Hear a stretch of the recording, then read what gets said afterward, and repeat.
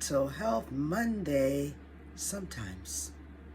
This segment is going to be called The Psychology and Spirituality Behind Love. Love is a decision. Part 1. See you in a second.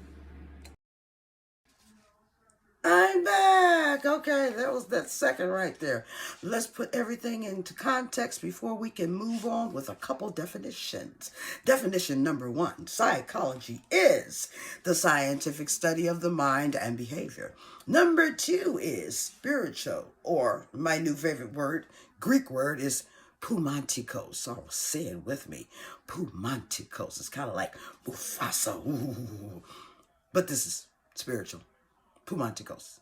The definition of spiritual is relating to the human spirit or rational soul as a part of man which is akin to God and serves as his instrument or organ, opposed to that which possesses the nature of the natural soul, opposed to the body, which is animated and controlled only by the rational soul and by means of which the rational life is lived, opposed to wickedness.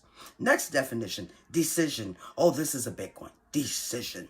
A decision is a conclusion or resolution reached after, A-F-T-E-R, after consideration and judgment. After. One of the reasons we get in so much trouble is we forget to use consideration and judgment. But it's okay. We're going to move on anyway. Okay, here we are, staying in context with love. Okay, so now we're getting ready to talk about the difference between feelings and emotions. And it can get a little tricky. But I'm going to try, to kind of separate it. Feelings are things that can come from 3 different places for the most part. It can come from outside sources. It can come from physical stimulation. It can come from your emotions even, although they are 2 separate things. Okay, feelings, an example of feelings would be a reaction to hot, cold, dusty, dry. It could be you feel, it's not an emotion. You feel hungry, you feel thirsty, you feel pain. You feel happy, sad, nervous, disgusted, scared. Now, that happy, sad, nervous, disgusted, and scared can actually come from the emotion, because the emotion is an internal thing. It's your thought that comes from your mind. It also comes from your beliefs. There are some people who are afraid of other people based on what somebody else said. There are some people that hate animals, or cats. Oh, I hate cats. Well, have you ever been around a cat? No, I've not been around a cat, but my mama said. So now that's a belief. You've never actually experienced being around a cat, but because your belief says that you're scared of a cat, you respond as if you're scared of a cat. So, yeah. Anyway, love is not a feeling. Love is an emotion, because that comes from the inside. Yes. So love is not a feeling. It's a behavior. It's an emotion. And it starts where? It starts in the mind. Let's move on. Well, here we go. What love is not. That's where we're going to start. And next week, we're going to talk about what love is or should be and how it should look. But we're going to start with what is not. Because perhaps if we can figure out what is not, it'll be easier for us to demonstrate, act, and behave in what it is. First up, love is not irrationally jealous in the name of passion. That just doesn't even make sense. However, people do it all the time. Love is not needing to be with each other every single moment. Love is not smushing your 2 independent identities together to become one. That's not how this works. Love is not uncertain about where it stands.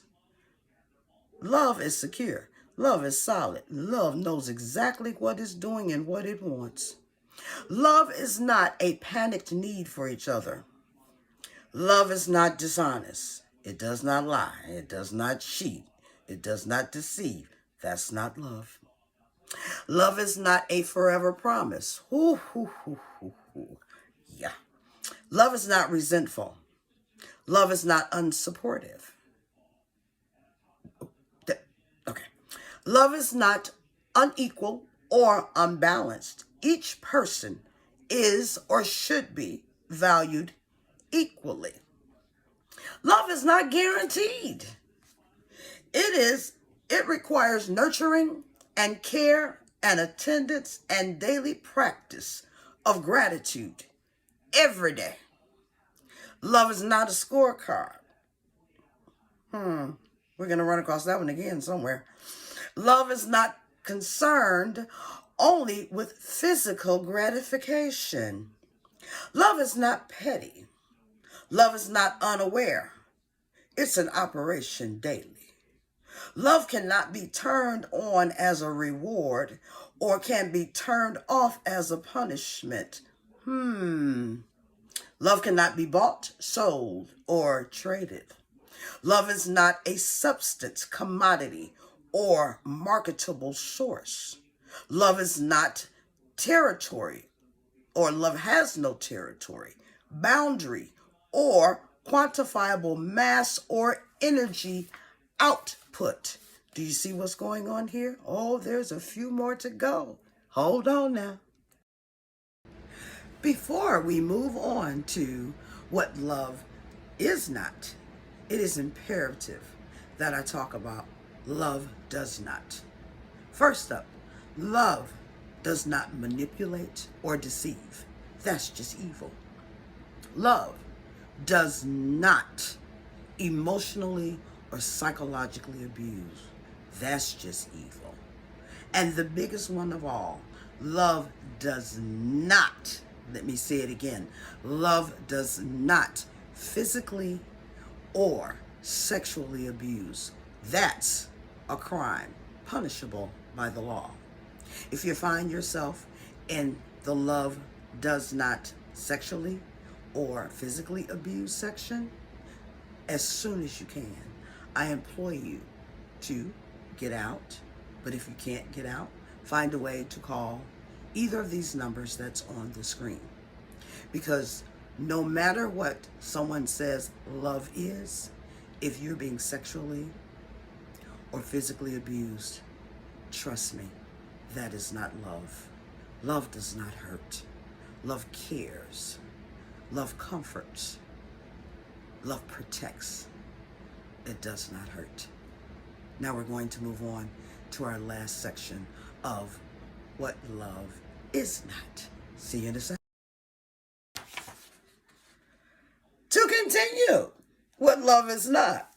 Love does not threaten to withhold itself when it doesn't get what it wants. That sounds like a temper tantrum. Anyway, love is not ownership. Love does not dehumanize. Love does not pressure you into acts you do not want to perform. Love does not disrespect. Love does not gaslight or condescend. Fear is not love. Okay, let's keep going to make sure. Love is not addition. It's multiplication. Oh, I'm going to go into that later. Love is not martyrdom, meaning a person who sacrifices something of great value, and especially their life, for the sake of a principle. Jesus paid it all.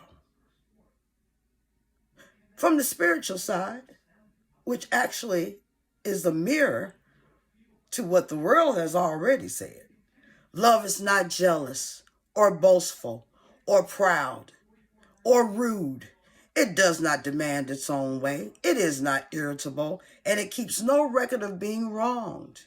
It does not rejoice about injustice, but rejoices whenever the truth wins out. That is 1 Corinthians 13, 5 through 6 in the New Living Translation version. So from now, we're going to be done, but I'll see you next week as we move on into what love is. And after that, we'll talk about how we can demonstrate some of that love. All right. Talk to you later.